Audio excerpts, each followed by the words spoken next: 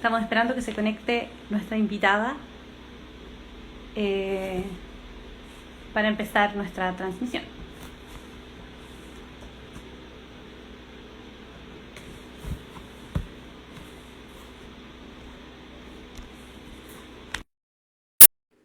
¿Cómo están? Estamos esperando la conexión con nuestra invitada. Ya viene.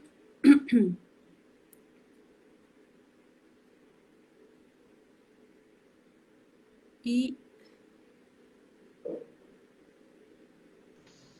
¿Aló? ahí está. Ahí sí.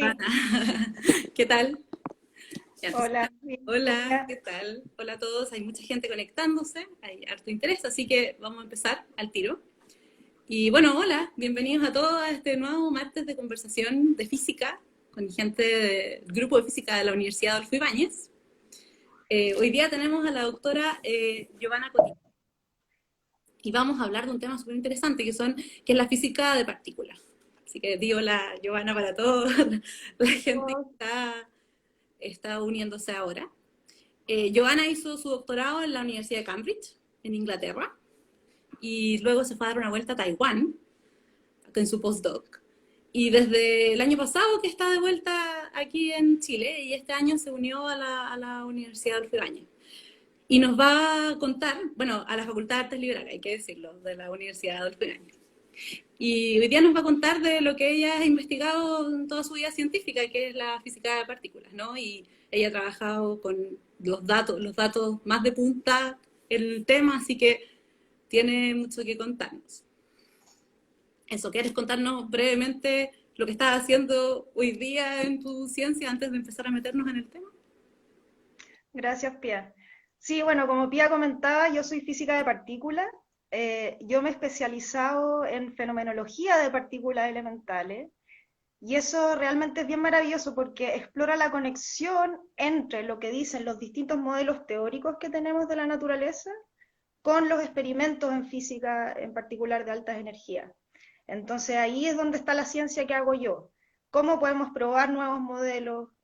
¿Qué interrogantes se responden de la naturaleza? Si encontramos una nueva partícula, ¿qué modelos la predicen? Y cómo diseñar estrategias novedosas de búsqueda de nuevas partículas. Eso es un poco lo que estaba haciendo estos últimos años. Genial. Entonces, ya vemos que Giovanna está trabajando aquí en la punta, está justo en el tema, donde las papas queman, así que vamos a tener la exclusiva sobre las partículas. Entonces, para introducir un poco el tema que vamos a hablar hoy, voy a hacer un poco autorreferente. Hace algunas semanas, yo misma estuve hablando aquí sobre escalas de distancia del universo, desde lo más pequeñito hasta lo más grande. Como yo soy astrónoma, nos centramos un poco más de la Tierra hacia afuera, pero brevemente comentamos sobre las pequeñas distancias. Y la verdad es que ahora nos vamos a meter en ese mundo absolutamente pequeño y elemental. La palabra partícula elemental viene de eso, es lo que conforma la materia, que es lo más pequeño. ¿Sí? Ya la idea de que esta forma la materia viene de los griegos, de Demócrito, que fue la primera persona que pensó que la materia estaba formada por partículas más pequeñas, los átomos, y la palabra átomo significa sin división, átomo, no hay más división, era lo más pequeño. Y esa fue la idea que reinó hasta el siglo XX, finales del siglo XIX, ¿cierto? Los átomos eran lo más pequeño y la física cambió mucho cuando se pensó a pensar de forma atómica. Sin embargo, se descubrió en algún minuto que el átomo se podía seguir dividiendo, estaba formado por cosas más pequeñas todavía. Y que fue la primera partícula que se encontró fue el electrón. Giovanna nos va a contar más sobre eso. Y bueno, supongo que todos tienen en su mente la palabra electrón, que es el electrón. Y bueno, ahora sabemos que estas partículas son elementales. ¿Por qué? Porque pareciera que ahora sí que sí, estas son las que forman toda la materia. Y se formaron cuando se formó el universo.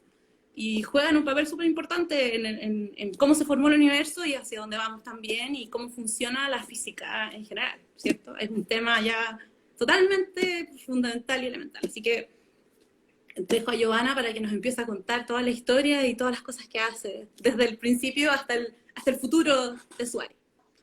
Giovanna. Esa es la idea. Gracias, Pía.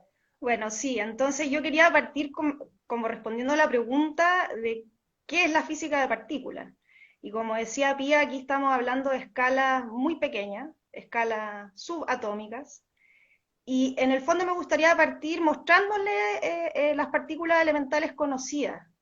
Entonces, hay distintas comprensiones de la materia, como decía Pía, y la física de partículas en el fondo trata de describir la materia a su nivel más elemental, que es lo más pequeño que existe. Y la física de partículas además se preocupa de entender cómo interaccionan estas distintas partículas, ¿no es cierto? ¿Qué leyes las gobiernan? Entonces hay básicamente 4 leyes o fuerzas fundamentales que conocemos en la naturaleza, que conocemos relativamente bien, bastante bien. Una de ellas es la gravedad, que ya se ha hablado en hartos lives anteriores. La fuerza de la gravedad, ¿no es cierto? A la gravedad le gustan las cosas con masa, la vemos cada vez que experimentamos, ¿no es cierto? Estar con los pies pegados en la tierra, estamos experimentando la gravedad. Pero hay 3 otras fuerzas que quizás son menos familiares, y de esas son las que yo quiero hablar hoy día. Entonces existe, por ejemplo, la fuerza electromagnética, ya que la experimentamos nosotros todos los días cuando prendemos la luz de nuestras casas, cuando usamos la electrónica, experimentamos las fuerzas electromagnéticas. Pero dentro de los núcleos atómicos también hay otras fuerzas, por ejemplo, la fuerza nuclear débil, que se llama, que es la fuerza más débil que conocemos, y esta se vuelve súper relevante en decaimientos radioactivos de núcleos atómicos, por ejemplo.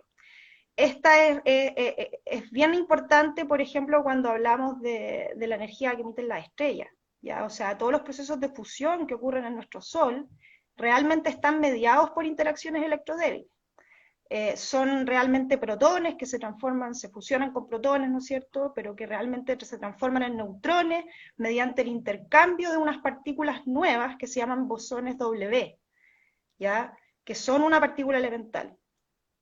Los W son los mediadores de las interacciones débiles, así como el fotón es la partícula de la luz, la partícula mediadora de la luz, de la interacción electromagnética.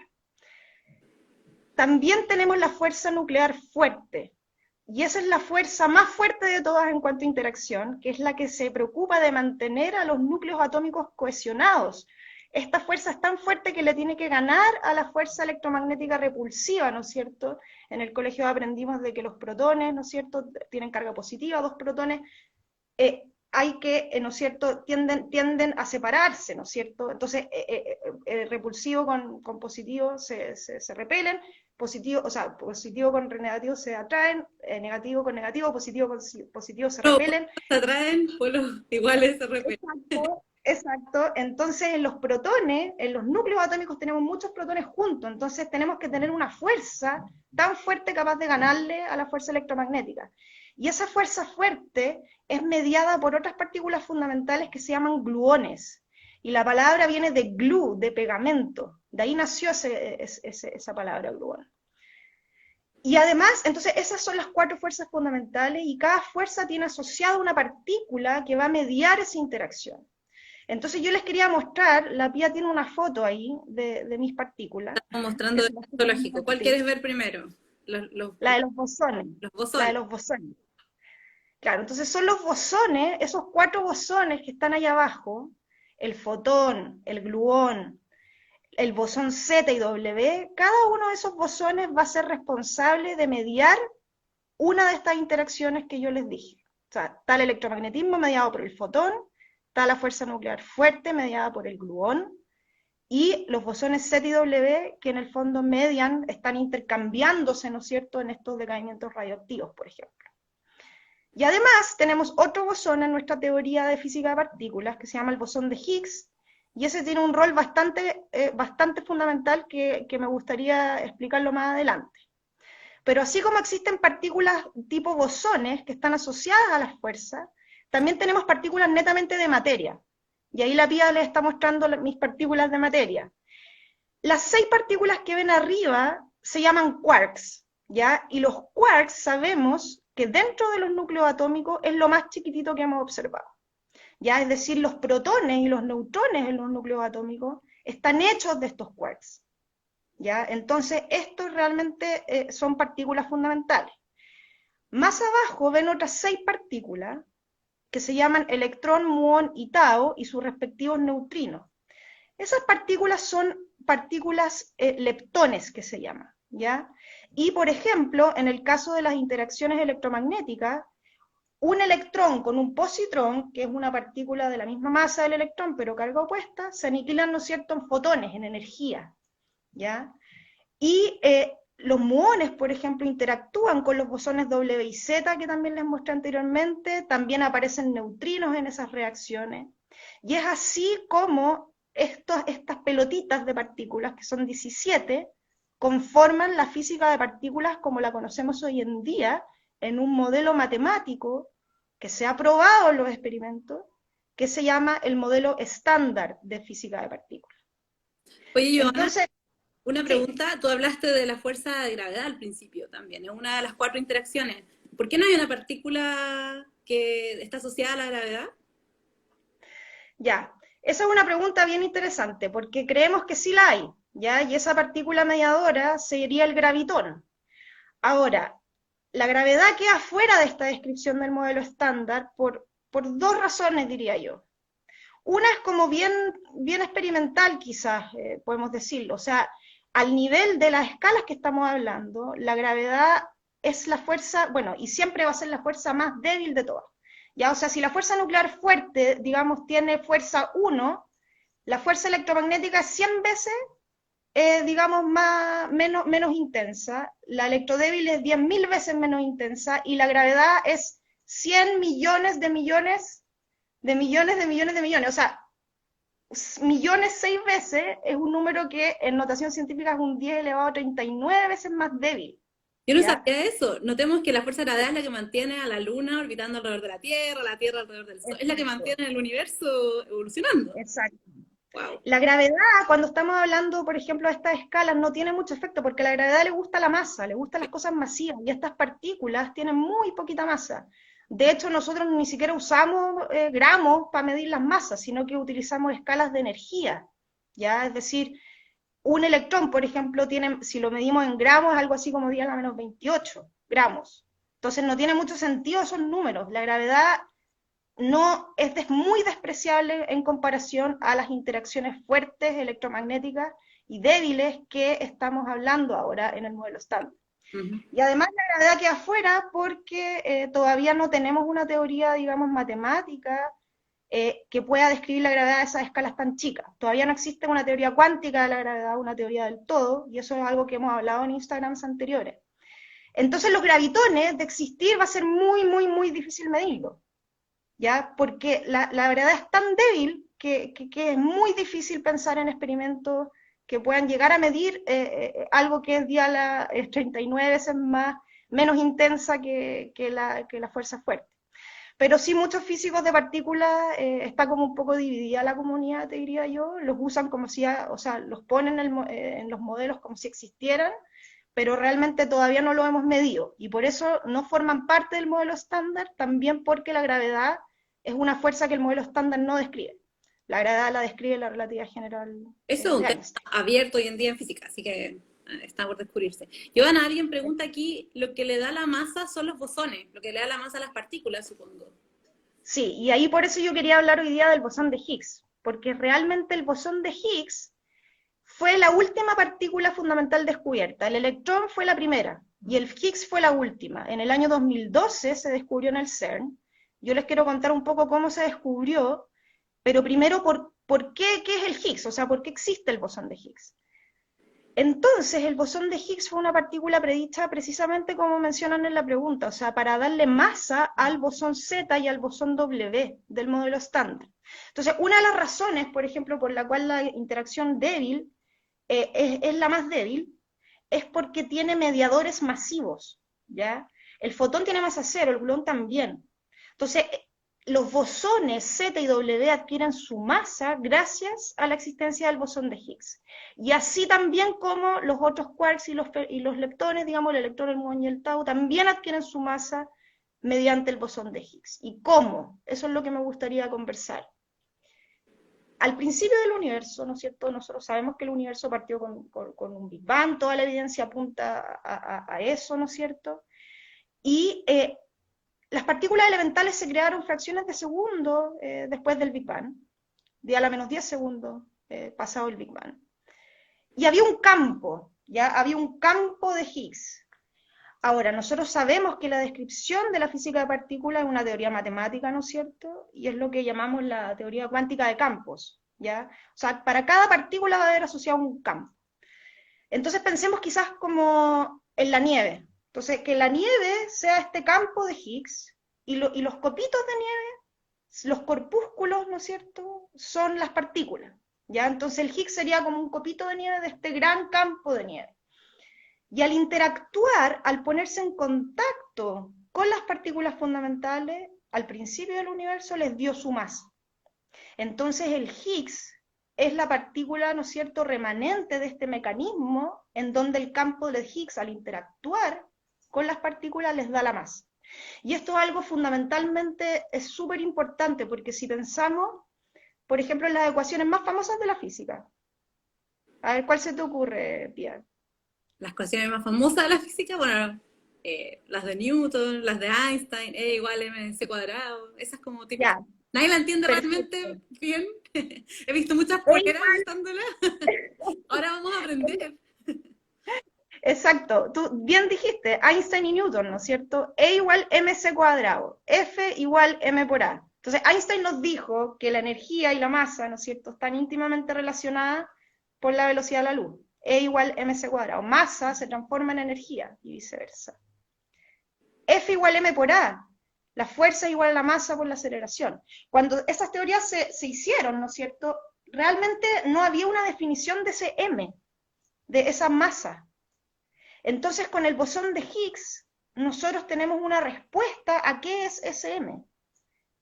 Es el resultante del campo de Higgs al interactuar con las partículas fundamentales que se crearon pocos segundos o fracciones de segundo después del Big Bang.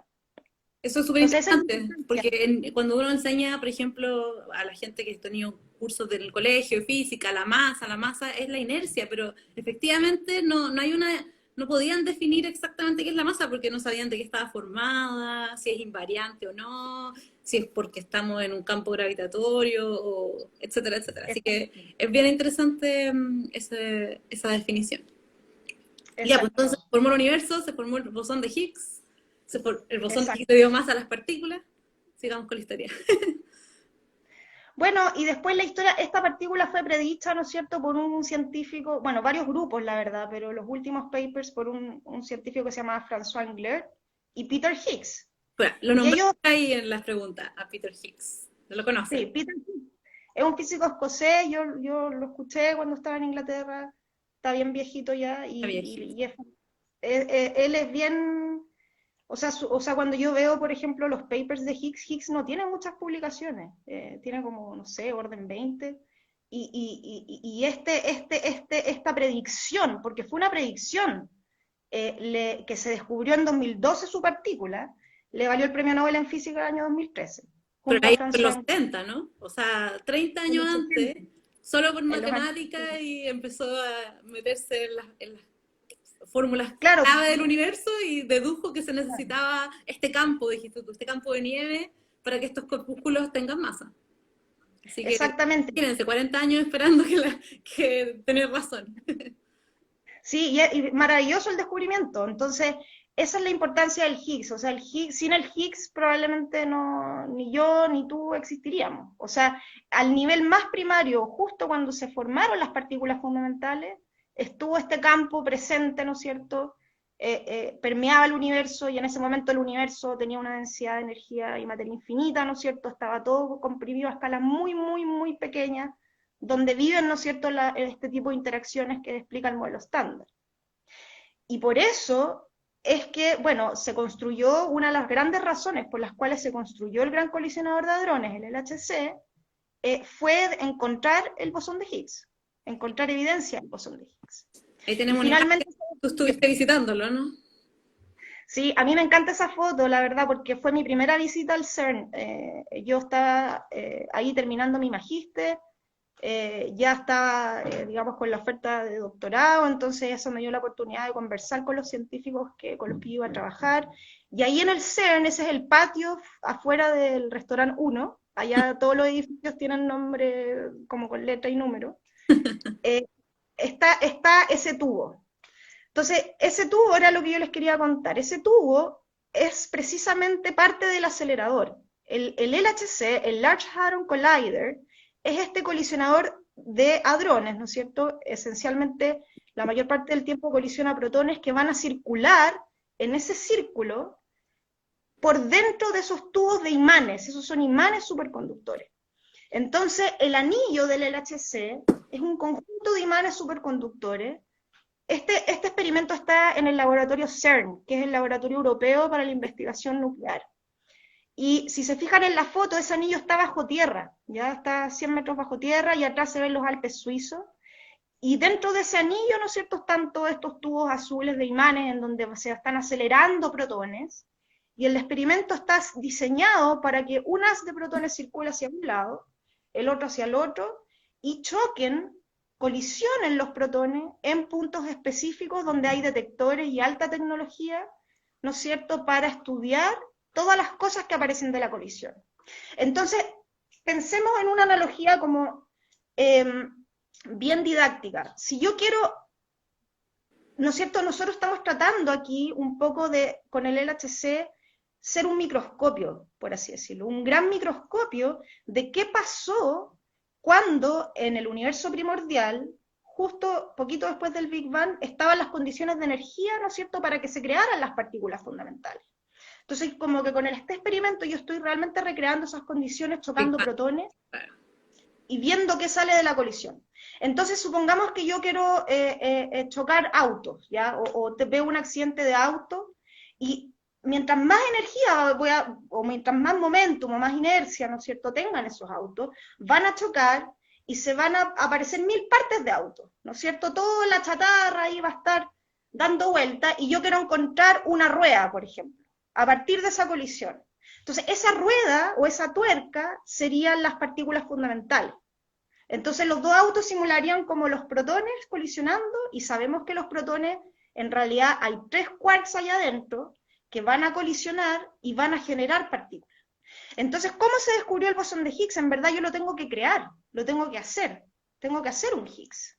Claro. ¿Y cómo lo hago? A partir de las colisiones de protones a alta energía. Estas cosas están girando a la velocidad de la luz, es muy cercana a la velocidad de la luz, perdón, un 99% de la velocidad de la luz, y colisionan a altas energías precisamente para estudiar todas las partículas que aparecen de esas colisiones.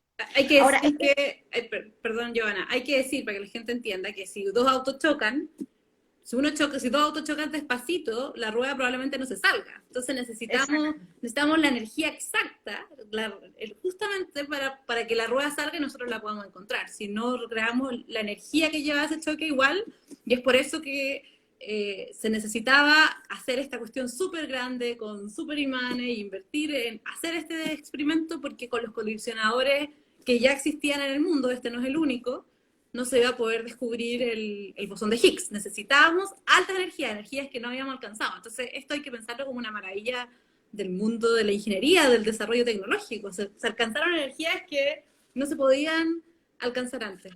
Oye, alguien preguntó ahí, aquí se descubrieron las cuerdas. La teoría de cuerdas es todavía una teoría, no se han observado, lo hablaron en la semana pasada, creo, con Andrés Gomberov también. Así que todavía no está por verse todavía ese tipo de cosas. Y eso es claro, con la gravitación, con otro fenómeno. La teoría de cuerdas, en el fondo, claro, para responder un poco, complementar eso, o sea, se cree, la teoría de cuerdas postula de que dentro de las partículas fundamentales, o sea, que las partículas fundamentales que observamos realmente no serían lo más fundamental, sino que serían pequeñas cuerdas, ¿no es cierto?, enrolladitas ahí. Pero no hay evidencia de eso. O sea, lo más elemental que conocemos hoy son las partículas que yo les presenté, que es el modelo estándar. De nuevo, otro tema abierto de la física. Un tema abierto, y se está buscando evidencia de teoría de cuerdas en el LHC también. Ahora, yo quería volver a esa analogía que dijiste tú de los autos, o sea, bueno, que mencioné y complementaste tú con lo de los autos.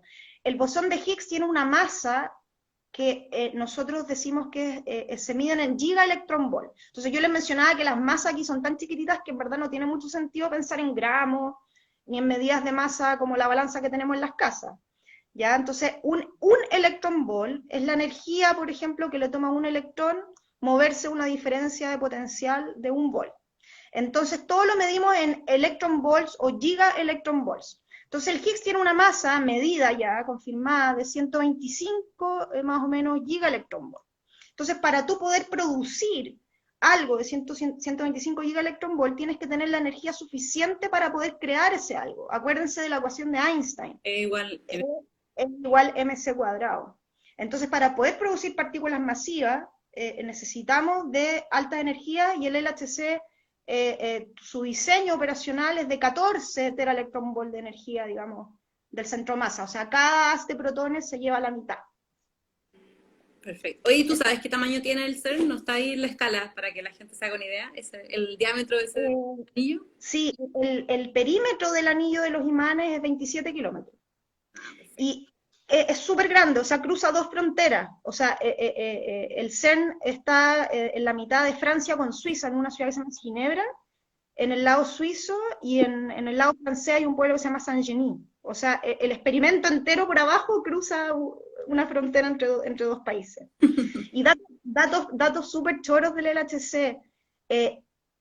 Está muy frío ahí, ¿ya? O sea, los imanes, para que sean superconductores, para que el experimento funcione, tienen que estar muy, muy fríos.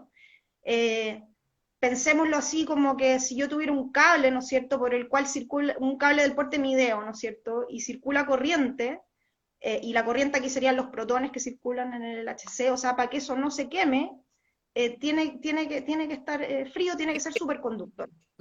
¿Ya? Eso es un punto así. Entonces, las temperaturas del LHC son más bajas que el espacio interestelar. Y también necesitamos mucho vacío ahí. O sea, queremos que solamente por esos tubos circulen los protones. Entonces ahí no hay gas, no hay aire, no hay otras partículas. Y también el vacío es más vacío, digamos, que el espacio. La Que el temperatura espacio. del espacio es 2.7 Kelvin, que son menos. Ay, se me van.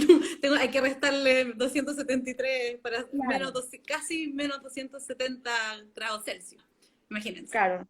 Entonces el experimento realmente funciona a condiciones extremas, y es un triunfo, ¿no es cierto?, de un montón de ingenieros, físicos, científicos, digamos, para la comprensión de nuestro universo, y eso es algo maravilloso. O sea, a mí cada vez que yo veo un resultado del LHC, me impresiona que la máquina funcione. Es Sí. realmente impresionante. Y ahí se descubrió el Higgs.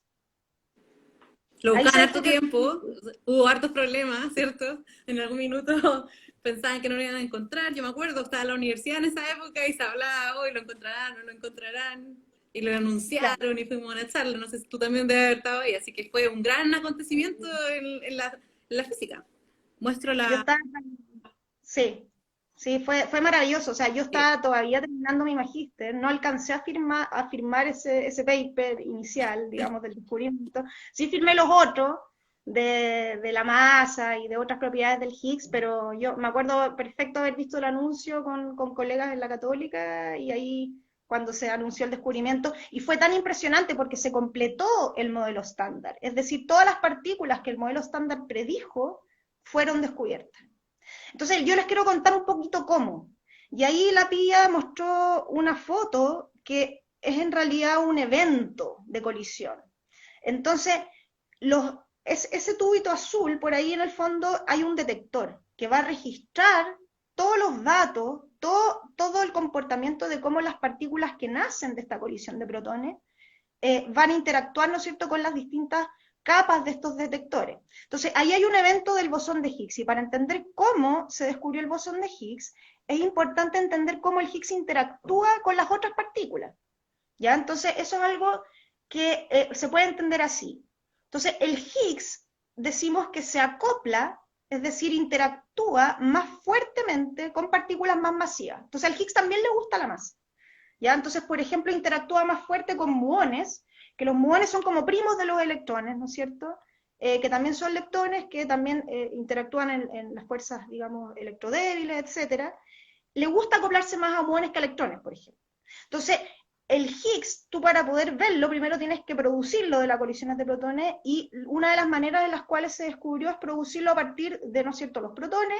De ahí van a aparecer quarks, y el Higgs se va a acoplar a quarks, y es por eso que, digamos, su probabilidad de producción va a depender de cuánto le gusta interactuar con las partículas. Entonces, aquí yo quiero hacer una analogía que igual es famosa, y una colega mía, Francisca Garay de la PUC, la mencionó en una charla de divulgación hace unas semanas atrás. Entonces, pensemos en el Higgs como una celebridad, ¿ya? Entonces, si yo estoy en una sala, ¿no es cierto?, y de repente entra alguien famoso, no sé, puede ser un cantante, la Lady Gaga, por ejemplo, entra a la sala, toda la gente va a acercarse a la Lady Gaga, ¿no es cierto? La Lady Gaga, que sería el Higgs, va a atraer a la gente, ¿no es cierto? Eso es un poco la analogía de que al Higgs le gusta interactuar con cosas masivas. En cambio, si hay una sala, ¿no es cierto?, y entro yo o una persona menos famosa, nadie se me va a acercar, nadie va a querer interactuar tanto. Entonces, ahí es un ejemplo también de cómo el Higgs interactúa más débil con partículas menos masivas o menos populares.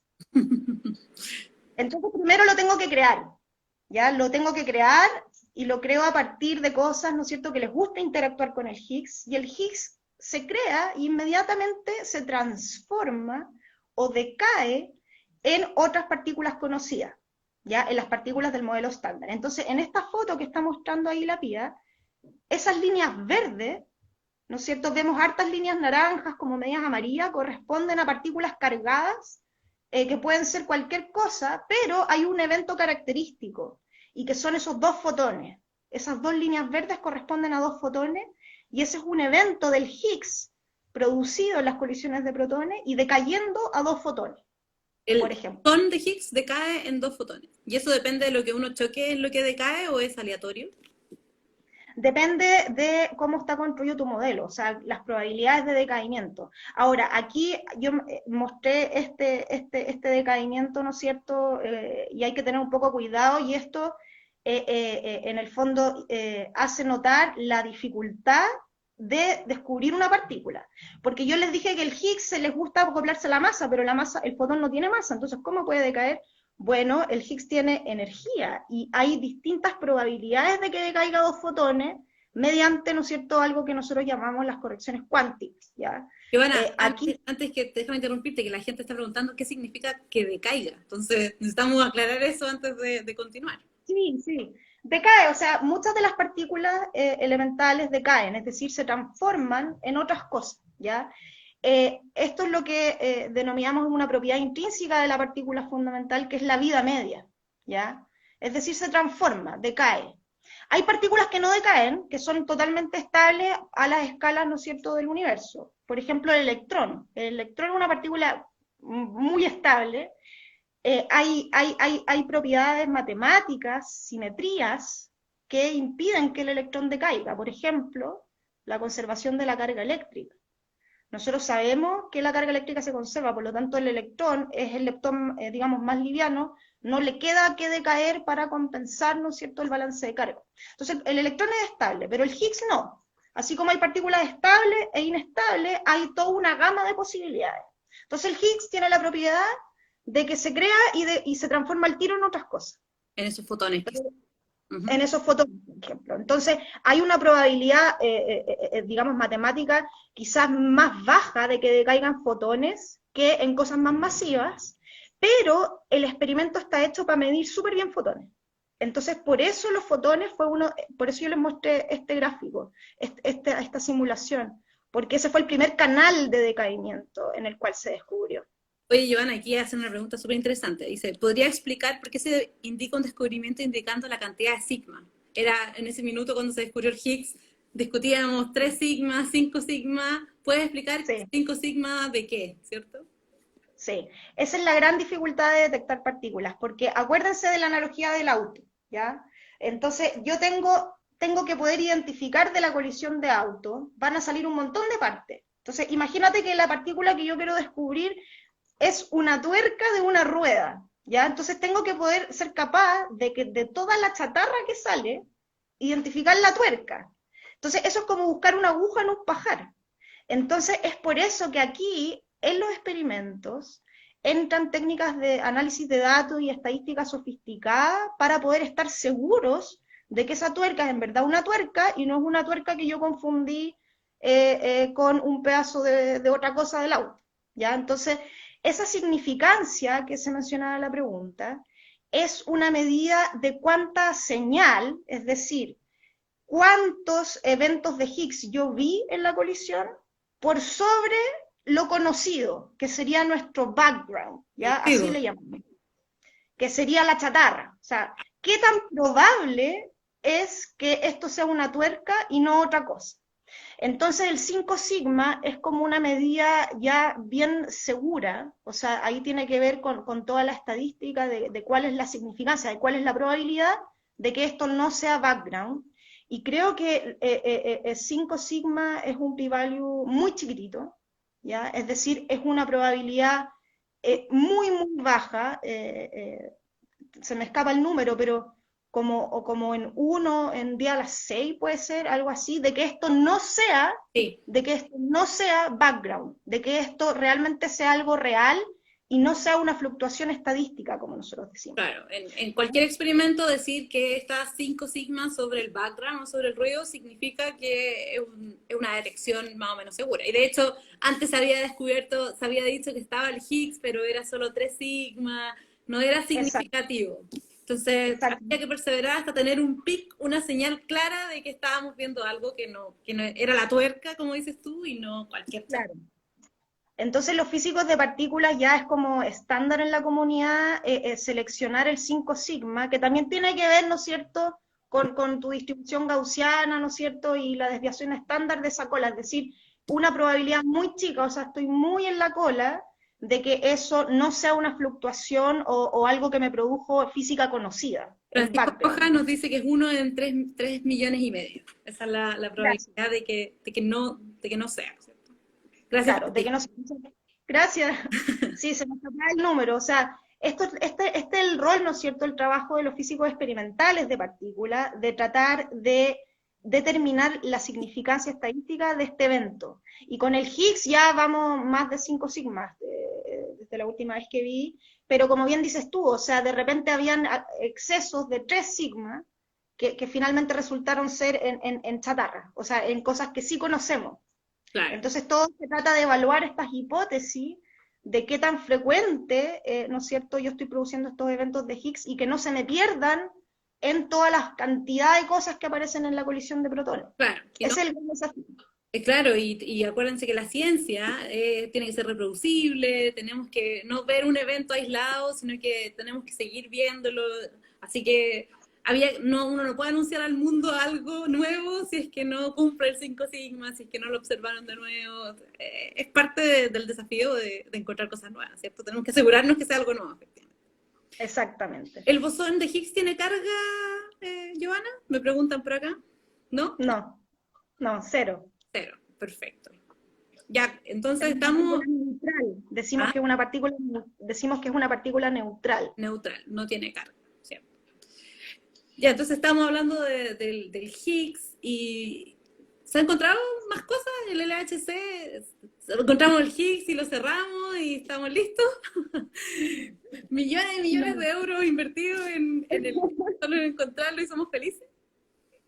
Mira, la verdad es que no, o sea, no, o sea, hay mucho por hacer. O sea, el modelo estándar, este modelo que describe, ¿no es cierto?, todas estas partículas, que se han medido sus propiedades con una exactitud, digamos, abismantemente bella, pero eso no significa que la historia está completa. O sea, hay un montón de cosas que no entendemos. Ya hablamos al principio de la gravedad, o sea, cómo integrar gravedad al modelo estándar ya es una interrogante abierta.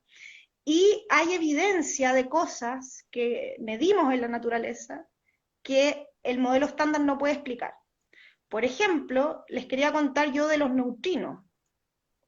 Los neutrinos son unas partículas súper interesantes. En el modelo estándar, estos neutrinos, cuando yo les mostré el electrón, el muón y el tau, abajito habían tres otras partículas que se llamaban neutrinos. Estas partículas interactúan súper débilmente con la materia y, por ejemplo, vienen del Sol, ¿no es cierto?, de estas reacciones de fusión que yo les decía, nos pueden llegar neutrinos e interactúan débilmente. En el modelo estándar, cuando se construyó el modelo estándar, estos neutrinos no tenían masa, ¿ya? Tienen masa cero en el modelo estándar. Pero se han medido ya con bastante exactitud y se han otorgado premios Nobel por un fenómeno que tienen los neutrinos que se llaman las oscilaciones de neutrinos. Es decir, un neutrino tipo muónico, por ejemplo, puede viajar desde el Sol y transformar su sabor, es decir, el hecho de que sea electrón, muón, tau, eso nosotros le decimos el sabor, o se transforme de una familia en otra. En el modelo estándar hay 3 familias que están, digamos, representadas por las líneas en la tablita de mis partículas. ¿Ya? Entonces los neutrinos tienen esta propiedad que oscilan, se cambian uno con el otro, interactúan débilmente con la materia, pasan desapercibidos y por eso tienen esa antifaz en los dibujitos. ¿Ya? Entonces se confirmó por varios experimentos y uno en particular que la Pía tiene una foto, a ver si la puedes mostrar. Estaba buscándola, espérame un segundo. Sí, que es un experimento en Japón, es ese tanque de agua, ¿ya? Que está en Japón, ese experimento se llama Super Kamiokande. Está en una mina ahí bajo tierra, y básicamente ese experimento lo que hace es detectar neutrinos. ¿Ya? Entonces está el tanque de agua lleno, ahí creo que se ve una persona, bueno, no se alcanza a ver que hay una persona en un bote ahí adentro. ¿Ya? Entonces el experimento está diseñado para detectar neutrinos que vienen, ¿no es cierto?, de la atmósfera o del Sol, interactúan con los núcleos del agua, ya sabemos que interactúan, digamos, por distintas interacciones débiles, ¿no es cierto?, intercambiando ahí bosones W, y salen, por ejemplo, otro neutrino de otro sabor, y el experimento tiene ciertos detectores, ¿no es cierto?, afuera digamos, por el interior del tanque, que detectan estas energías, ¿no es cierto?, remanentes de esa colisión con esos núcleos, y pueden determinar qué tipo de neutrino era y en qué se transformó, y pueden detectar la energía de esos neutrinos. Entonces, con este tipo de experimentos se demostró que los neutrinos oscilan, ¿ya? Oscilan, un electrino muónico se puede cambiar en un neutrino electrónico en viaje. Y eso fue algo súper clave, porque si uno calcula la probabilidad de esa oscilación, es decir, qué tan frecuente pasa eso, esa frecuencia va a depender de la masa del neutrino. ¿Ya? O sea, si el neutrino no tuviera masa, yo no observaría esa oscilación, porque depende muy directamente. Entonces, con esa medición, se confirmó que los neutrinos oscilaban, por ende tienen masa, y tienen masa súper chiquitita, ¿ya? O sea, del orden de los electronvolts.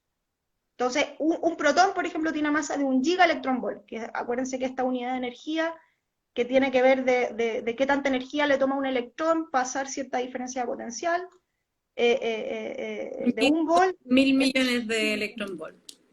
Claro. Entonces, estos neutrinos tienen masa súper, súper, súper chiquitita, menos que los electrones, ¿ya? Pero no es nula. Entonces, en el modelo estándar no tenemos una explicación por la cual los neutrinos tengan masa. Puede ser el Higgs, ¿ya? Pero si es el Higgs, ahí puede que sean otros bosones de Higgs, porque los neutrinos también tienen una propiedad que son partículas neutrales, igual que el Higgs, no tienen carga, ¿ya? No tienen carga, y hay otras propiedades, ¿no es cierto?, que tienen que ver con las simetrías de la teoría, que nosotros observamos solamente un tipo de neutrino, digamos que son left, ¿ya? Left-handed decimos, y ahí pueden haber más posibilidades que el bosón de Higgs que conocemos para darle su masa. Entonces, la interrogante de cómo los neutrinos adquieren su masa es una problemática que va más allá del modelo estándar, y esas son el tipo de cosas que, por ejemplo, investigo yo. O sea, ¿qué teorías me predicen nuevas partículas que sean responsables, por ejemplo, del mecanismo que le da masa a los neutrinos? Entonces el modelo estándar no explica eso, y entonces tenemos que seguir haciendo física y ciencia para tratar de entender eso. Ahora, del modelo estándar. Nos preguntan, ¿los neutrinos en el agua son superluminales? Superluminal significa que van a más de la velocidad de la luz. No, ya sé por qué me están haciendo esa pregunta. O sea, hubo un experimento hace unos años, el ópera se llamaba. Entonces, ese experimento reportó evidencia de neutrinos que se movían más rápido que la velocidad de la luz. Ahora, eso yo leí ese paper y realmente el paper es bien serio, o sea, no dicen hemos encontrado neutrinos superlumínicos, sino que fue la misma prensa la que también le dio como inercia a esta noticia, y eso es algo que no se comprobó, o sea, es decir, era un error de la medición, ya, o sea, como decía un profe mío cuando yo le pregunté, que era un cable pelado del experimento y fue, digamos, una medición incorrecta que te permitía sacar conclusiones, digamos, extraordinarias, pero que no había la evidencia extraordinaria para soportar esa afirmación. Entonces, no existen los neutrinos superlumínicos hasta donde conocemos. Y la verdad es que nada puede moverse, nada con masa, ¿no es cierto?, puede moverse a la velocidad de la luz, necesitaría una energía infinita, eso nos dice Einstein. Claro, E igual a mc cuadrado. Así que Exacto. sí, nada se mueve más allá de la velocidad de la luz. Oye, estos neutrinos son bien misteriosos, ¿cierto?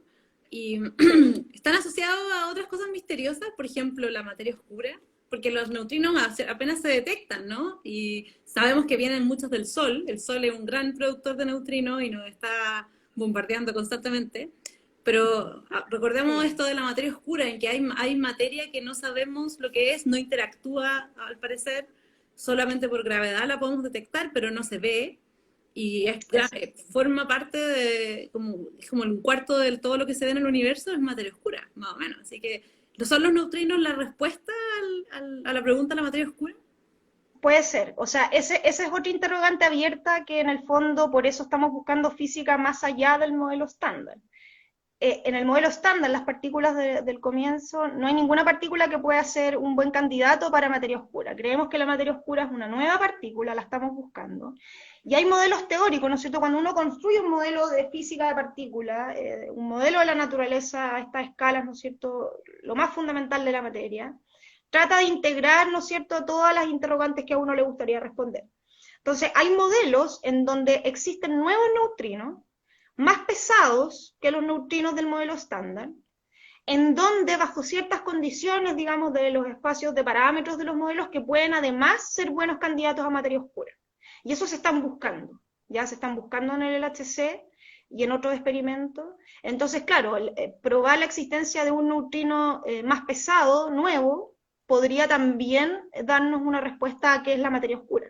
Pero la materia oscura hay muchas teorías que predicen partículas de materia oscura, ¿ya? Y la materia oscura es una evidencia, ¿no es cierto?, que hemos discutido en otros lives, y ahí yo les puse al lado del Super Kamiokande de esa foto, ¿no es cierto?, que representa, bueno, la Pía sabe mucho más de esto, pero este gravitational lensing, ¿no es cierto?, de la luz, estas No sé si se galaxias. alcanza a ver en la foto, pero ese es un cúmulo, esos puntos no son estrellas, son galaxias.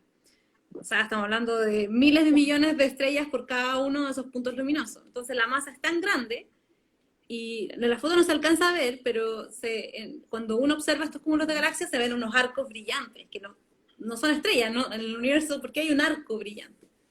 Y la respuesta a eso es que es tan masivo este cúmulo de galaxias que en el fondo tiene tanta masa, y no solo la que vemos, sino que la materia La oscura, materia o sea, oscura, es masivo porque tiene masa visible, pero además tiene mucha materia oscura, y es tanta la masa que deforma el espacio-tiempo. Y al formarse el espacio-tiempo, la luz que viaja en línea recta se mete en un espacio que es curvo, ¿cierto? Y al meterse en el espacio curvo, se curva, entonces es una lente porque esos arcos nos están mostrando lo que está detrás del cúmulo, y la luz viene como desviada, curvada hacia nosotros.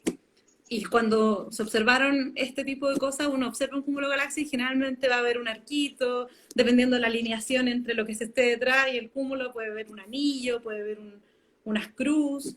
Y esa es una de las evidencias de la teoría de Einstein de la relatividad general, de que el espacio-tiempo, dependiendo de la masa, se curva. Así que esas imágenes son hermosas. Preguntan por aquí si es que solamente hay una respuesta para el problema de la materia oscura o pueden ser muchas cosas. hay varias, o sea, mira, la evidencia que tenemos son estas de física nueva, digámoslo así, yo la quise representar en estas dos imágenes, o sea, la evidencia en la Tierra, que son los neutrinos, la masa de los neutrinos, y evidencia en el cielo, ¿no es cierto?, que nos dice que tiene que haber algo que no entendemos, desconocido por descubrir, que es la materia oscura, y nosotros creemos que es una nueva partícula. Ahora, hay otros candidatos a teorías quizás menos populares que particle dark matter, o sea que dark matter, la materia oscura, es una partícula. Puede ser, por ejemplo, también modificación de gravedad y esas cosas que se han discutido en los otros Instagram, pero la gran mayoría de la comunidad en física de partículas y científica transversal, ¿no es cierto? La evidencia apunta que calza con una descripción de que es una nueva partícula. Ahora, ¿cómo saber eso? ¿Cómo realmente probarlo? Es precisamente uno de los roles del LHC también. O sea, cómo detectar partículas de materia oscura. Claro, Y para eso allá es al algo futuro que, del área, ¿no?